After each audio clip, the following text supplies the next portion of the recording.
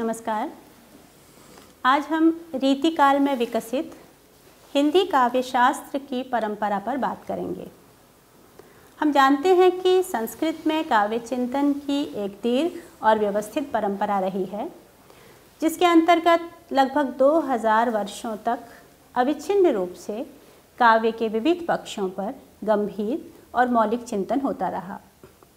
इस अवधि में आचार्य भरत मुनि से लेकर 17वीं शताब्दी के आचार्य पंडित राज जगन्नाथ तक अनेक उद्भावक आचार्यों, टीकाकारों और संग्रहकर्ता आचार्यों ने अपनी विलक्षण प्रतिभा का परिचय देते हुए काव्य के लक्षण, काव्य के हेतु, प्रयोजन, काव्य प्रकार, काव्य के मूल तत्व, शब्द शक्तियाँ, गुण, दोष, अलंकार, रीति, रस, ध्वनि इत्यादि काव्यांगों का विस्तृत विवेचन किया। काव्य की आत्मा या मूल तत्व क्या है, इस विषय पर विभिन्न स्थापनाओं, विमर्शों, व्याख्याओं और खंडन मंडन के बाद अनेक सिद्धांतों का निरूपण संस्कृत में हुआ है। संस्कृत में रचित काव्य शास्त्र की यह परंपरा भारतीय साहित्य चिंतन में अपना महत्वपूर्ण स्थान रखती है। संस्कृत की इस सुदीर्घ काव्य शास्त्र परंपरा के अवसान के साथ ही हिंदी में काव्य शास्त्र की परंपरा का आरंभ दिखाई देता है। पंडित राज जगन्नाथ, जो कि संस्कृत आचार्यों की परंपरा के अंतिम आचार्य माने जाते हैं, उनका समय 17वीं शताब्दी का मध्य भाग है। रीतिकालीन हिंदी आचार्य चिंतामणि उनके समकालीन माने जाते हैं और अधिकांश विद्वान चिंतामणि को रीति परंपरा का प्रवर्तक आचार्य मानते हैं। हालांकि चिंतामणि से काफ़ी पहले ही आचार्य केशव और उससे भी पहले आचार्य कृपाराम हिंदी में काव्य चिंतन की ठोस शुरुआत कर चुके थे, पर चिंतामणि के बाद यह परंपरा निरंतर अगले 200 वर्षों तक चलती रही है। रीतिकाल का समय मोटे तौर पर 17वीं शताब्दी के मध्य से 19वीं शताब्दी के मध्य तक माना जाता है। यह कालखंड या इस कालखंड की सर्वाधिक महत्वपूर्ण विशेषता रही है काव्य के लक्षण ग्रंथों का निर्माण तथा उन्हीं लक्षणों के आधार पर काव्य की रचना। इसी प्रवृत्ति के कारण हिंदी साहित्य के इतिहास में इसे रीतिकाल नाम से प्रसिद्धि मिली। रीतिकाल का प्रारंभ भले ही आचार्य चिंतामणि से माना जाता है, लेकिन रीतिकाल या चिंतामणि से बहुत पहले ही हिंदी में काव्य चिंतन की परंपरा भले ही विरल रूप में ही मिलती ज़रूर है। केशव का नाम तो हिंदी आचार्यों में सम्मान से लिया ही जाता है। उनसे भी पहले भक्ति काल में कृपाराम, सूरदास, नंददास, रहीम, सुंदर आदि ने नायक नायिका भेद संबंधी ग्रंथ लिखकर इस परंपरा का प्रारंभ कर दिया था। हिंदी की काव्यशास्त्रीय परंपरा क्षीण रूप से ही सही 16वीं शताब्दी के उत्तरार्ध से मिलने लगती है। कृपाराम का हितरंगिणी रस निरूपक ग्रंथ है। सूरदास का दृष्टिकूट साहित्य लहरी नायिका भेद तथा अलंकार का वर्णन करने वाला ग्रंथ है। नंददास ने संस्कृत आचार्य भानुदत्त की रसमंजरी से प्रेरणा लेकर इसी नाम से नायिका भेद ग्रंथ रचा। करसेन ने कर्णाभरण, श्रुतिभूषण तथा भूपभूषण ग्रंथों के प्रणयन के द्वारा अलंकार शास्त्र से संबंधित लक्षण ग्रंथ लिखा है। इनके अतिरिक्त बलभद्र मिश्र का नखशिख तथा रहीम रचित बरवे नायिका भेद भी रीति निरूपक ग्रंथ हैं। 17वीं शताब्दी के प्रारंभ में हिंदी काव्य शास्त्र के प्रमुख आचार्य केशव दास का समय प्रारंभ होता है। केशव सर्वांग निरूपक आचार्य हैं, अर्थात उन्होंने काव्य के लगभग सभी अंगों का निरूपण किया है। अपने 2 रीति ग्रंथों रसिक प्रिया और कवि प्रिया में उन्होंने अलंकार, रस, गुण, दोष, रीति, वृत्ति आदि विषयों का शास्त्रीय निरूपण किया है। केशव के बाद अगले 50 वर्षों तक कोई महत्वपूर्ण लक्षण ग्रंथकार नहीं मिलता, लेकिन उसके बाद चिंतामणि से लेकर प्रताप शाही तक 200 वर्षों में अनेक आचार्यों ने काव्यशास्त्र विषयक ग्रंथों की रचना की है। हिंदी के इन आचार्यों ने काव्यशास्त्रीय सिद्धांतों को रीति नाम से प्रस्तुत किया है। इसी कारण काव्यशास्त्रीय चिंतन परंपरा का यह काल हिंदी में रीतिकाल नाम से प्रसिद्ध हुआ। काव्यशास्त्रीय चिंतन और उसी के आधार पर काव्य सृजन करने वाले हिंदी के प्रमुख आचार्य हैं केशवदास, चिंतामणि, तोष, मतिराम भूषण, कुलपति देव, सुरति मिश्र, रसलीन, भिखारीदास, दूल्हा, पद्माकर, बेनी प्रसाद, प्रतापशाही आदि। इनके अतिरिक्त भी शताधिक लक्षण ग्रंथकार इस रीति परंपरा में काव्य सृजन करते रहे हैं। 250 से अधिक वर्षों की इस समयावधि में अनेकानेक लक्षण ग्रंथों की रचना हुई, जिन्हें विषयानुसार 4 वर्गों में विभाजित किया जाता है। पहला विविधांग निरूपक आचार्य, दूसरा रस निरूपक आचार्य, तीसरा अलंकार निरूपक आचार्य और चौथा छंद निरूपक आचार्य। सर्वांग या विविधांग निरूपक आचार्यों ने काव्य चिंतन की दृष्टि से सर्वाधिक महत्वपूर्ण ग्रंथों की रचना की है। इन आचार्यों ने अपेक्षाकृत गंभीर और समग्र चिंतन प्रस्तुत करने का प्रयास किया है। इस वर्ग के प्रमुख आचार्य हैं केशवदास, जिन्होंने रसिक प्रिया, नक्षिक, कविप्रिया, छंदमाला नामक रीति ग्रंथ रचे। उसके बाद आचार्य चिंतामणि हैं, जिन्होंने कविकुल, कल्पतरु तथा पिंगल नामक ग्रंथों का सृजन किया। कुलपति मिश्र ने रस रहस्य तथा नक्षिक लिखकर इस परंपरा को आगे बढ़ाया। पदुमन दास ने काव्य मंजरी का सृजन किया। रीतिकाल के प्रसिद्ध रीति कवि देव द्वारा रचित शब्द रसायन, भाव विलास तथा रस विलास, सुरति मिश्र के ग्रंथ अलंकार माला, रसमाला, काव्य सिद्धांत, भिखारीदास रचित रस सारांश, काव्य निर्णय और श्रृंगार निर्णय, प्रतापशाही के ग्रंथ काव्य विलास और व्यंग्यार्थ कौमुदी, ये सब इसी वर्ग के लक्षण ग्रंथ हैं। सर्वांग निरूपक आचार्यों ने अपने विवेचन की सामग्री मुख्यतः आचार्य मम्मट के ग्रंथ काव्य प्रकाश या फिर आचार्य विश्वनाथ के ग्रंथ साहित्य दर्पण से ग्रहण की है। संस्कृत काव्य शास्त्र के इन 2 ग्रंथों ने अपने पूर्ववर्ती आचार्यों के द्वारा प्रतिपादित काव्य सिद्धांतों का व्यवस्थित रूप प्रस्तुत कर दिया था और अपनी विषय सामग्री, विवेचन पद्धति और प्रतिपादन शैली की उत्कृष्टता के कारण इनकी व्यापक प्रतिष्ठा रही। रीतिकालीन सर्वांग निरूपक आचार्यों ने इन दोनों आचार्यों के द्वारा प्रस्तुत विवेचन और निष्कर्षों का ही शब्दानुवाद या कहें भावानुवाद या छायानुवाद प्रस्तुत किया है। रीतिकालीन लक्षण ग्रंथकारों का दूसरा वर्ग रस निरूपक आचार्यों का है। वस्तुतः इस काल में रचित सर्वाधिक सामग्री रस निरूपक ग्रंथों की ही है। रसों के अंतर्गत भी अधिकांश ने केवल श्रृंगार रस के निरूपण में अपनी समस्त शक्ति लगा दी है, जबकि कुछ ही आचार्य सभी रसों का भेदोपभेद सहित वर्णन करते हैं। अनेक आचार्यों ने केवल नायिका भेद पर लक्षण ग्रंथ लिखे हैं। सर्वरस निरूपक ग्रंथों में प्रमुख हैं केशवदास रचित रसिक प्रिया, तोष की सुधानिधि, देव की रसविलास और भावविलास, श्रीपति द्वारा रचित रस सागर, भिखारीदास की रचना रस सारांश, रसलीन का ग्रंथ रस प्रबोध, ग्वाल की रसरंग तथा प्रसिद्ध कवि पद्माकर द्वारा रचित जगत विनोद आदि। सभी रसों का निरूपण करने वाले इन ग्रंथकारों ने भी प्रमुखता श्रृंगार रस को ही दी है। साथ ही सभी रस निरूपक आचार्यों ने नायिका भेद का वर्णन भी पूरे मनोयोग से प्रस्तुत किया है। केवल श्रृंगार निरूपण करने वाले ग्रंथों में मतिराम कृत रसराज, मंडन की रस रत्नावली, सुखदेव मिश्र का श्रृंगार लता, देवकृत भवानी विलास, भिखारीदास की रचना श्रृंगार निर्णय आदि प्रमुख हैं। श्रृंगार के संयोग वियोग पक्ष और नायिका भेद पर विस्तार से सामग्री इन ग्रंथों की मुख्य विशेषता है। केवल नायिका भेद का निरूपण करने वाले ग्रंथों में कृपाराम की हिततरंगिणी, सूरदास की साहित्य लहरी, नंददास रचित रसमंजरी, रहीम की बरवे नायिका भेद, चिंतामणि की श्रृंगार मंजरी, देवकृत जाति विलास और रसविलास, गिरधरदास रचित रस रत्नाकर आदि प्रमुख रीति ग्रंथ हैं।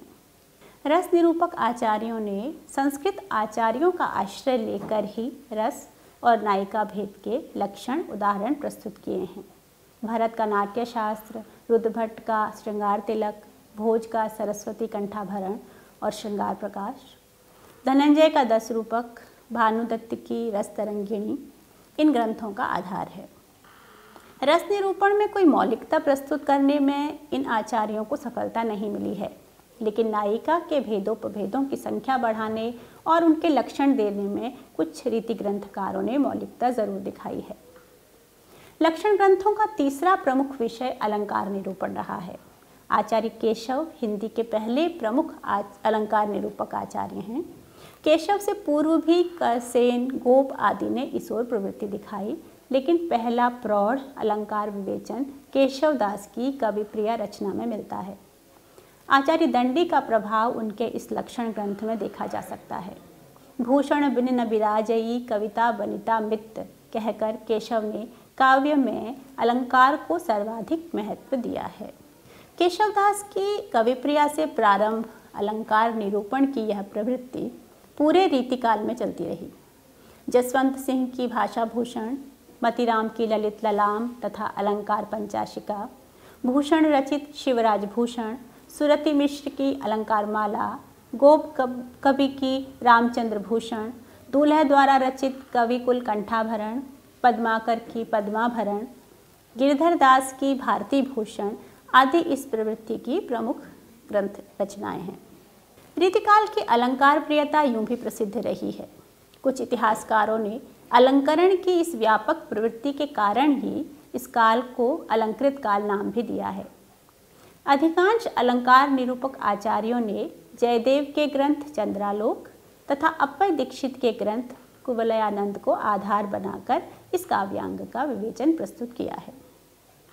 रीतिकालीन लक्षण ग्रंथकारों का चौथा वर्ग छंद निरूपक आचार्यों का है।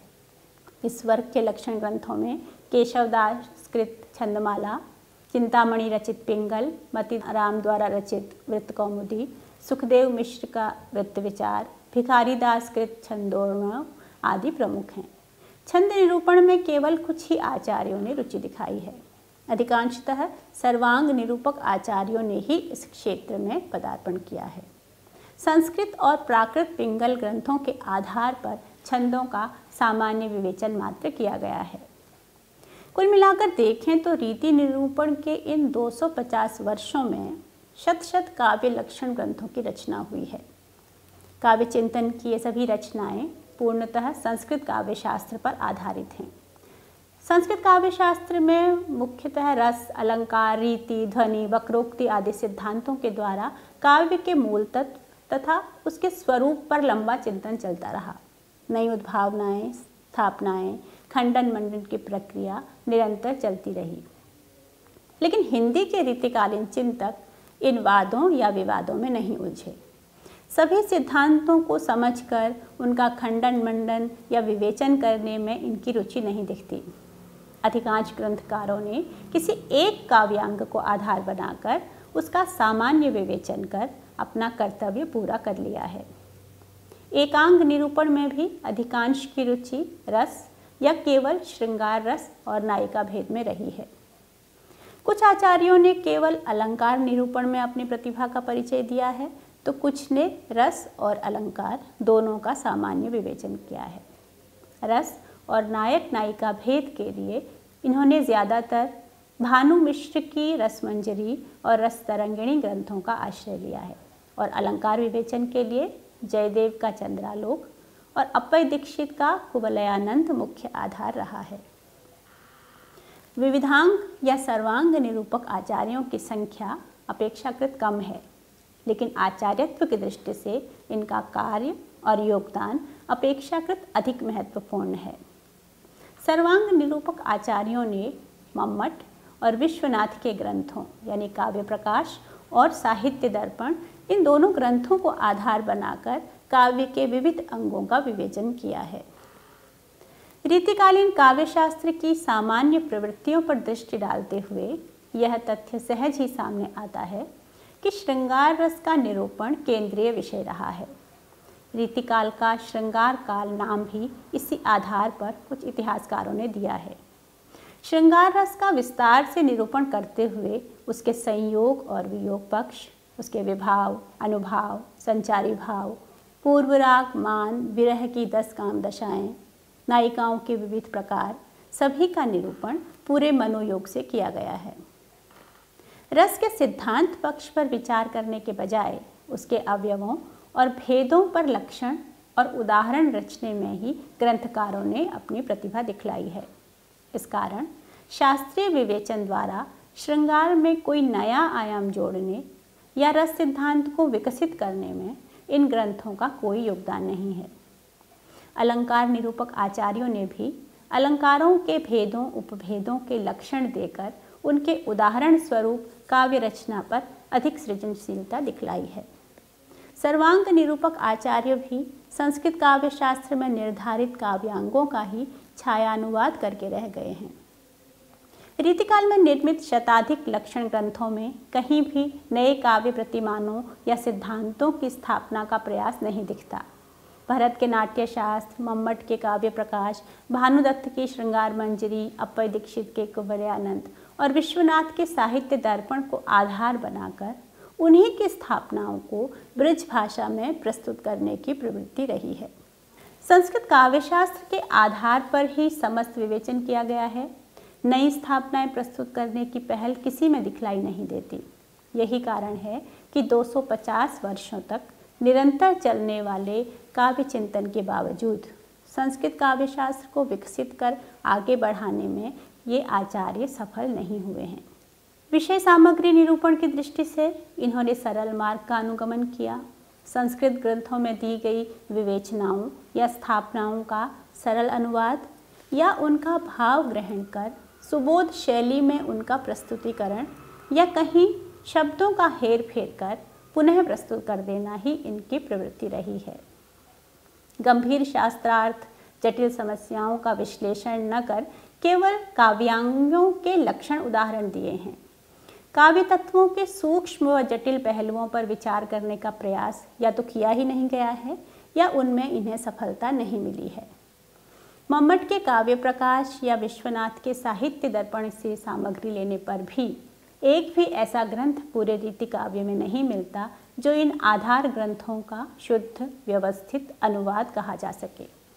इस प्रकार संस्कृत काव्य शास्त्र पर आधारित होने पर भी रीतिकाल में प्रणीत यह काव्य चिंतन उसकी तुलना में कहीं नहीं ठहरता।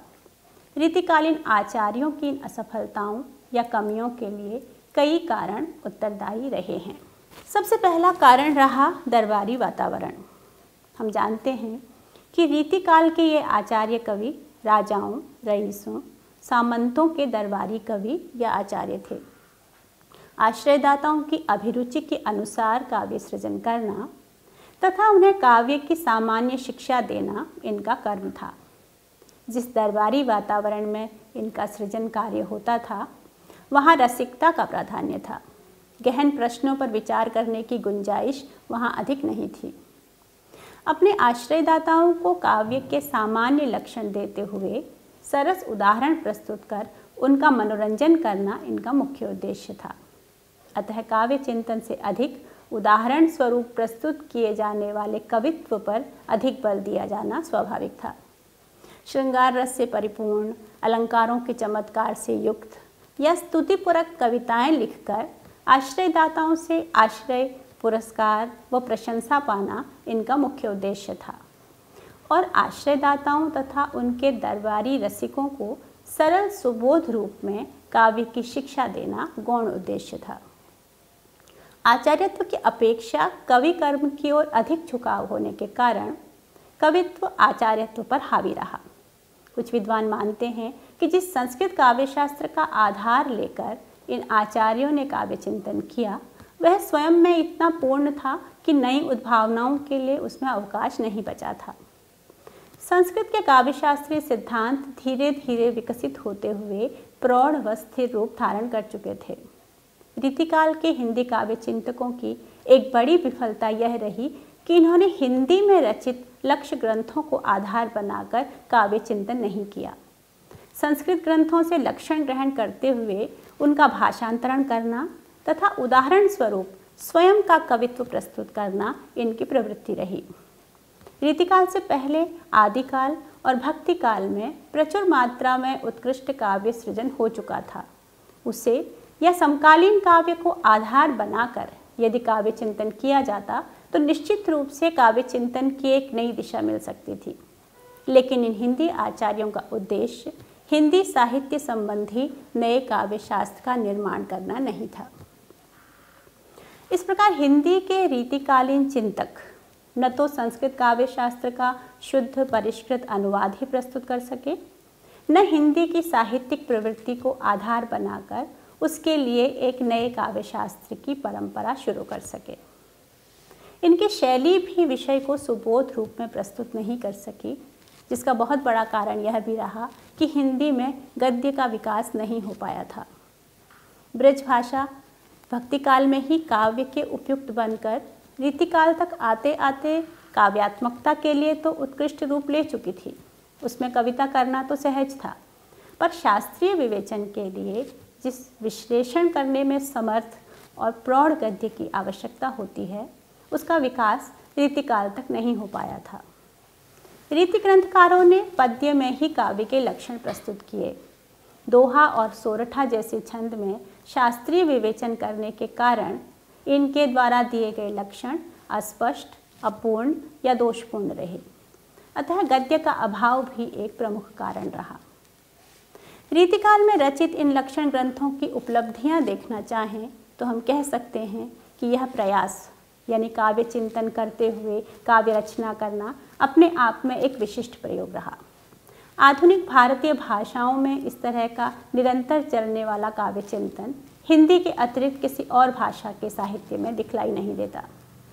कन्नड़, उड़िया, बांग्ला आदि कुछ भाषाओं में अलग अलग समय पर कुछ चिंतकों ने यह प्रयास भले ही किया हो, लेकिन एक साथ एक समय पर शताधिक कवि आचार्यों द्वारा शताधिक लक्षण ग्रंथ लिखकर काव्यशास्त्र की परंपरा खड़ी कर देना, लगातार 200 से अधिक वर्षों तक काव्य चिंतन परक ग्रंथों का निर्माण करना, यह प्रयास ही, चाहे इसकी अपनी बहुत सी सीमाएं हों, तो उन सब सीमाओं के बावजूद भी ये प्रयास अपने आप में अतुल्य है।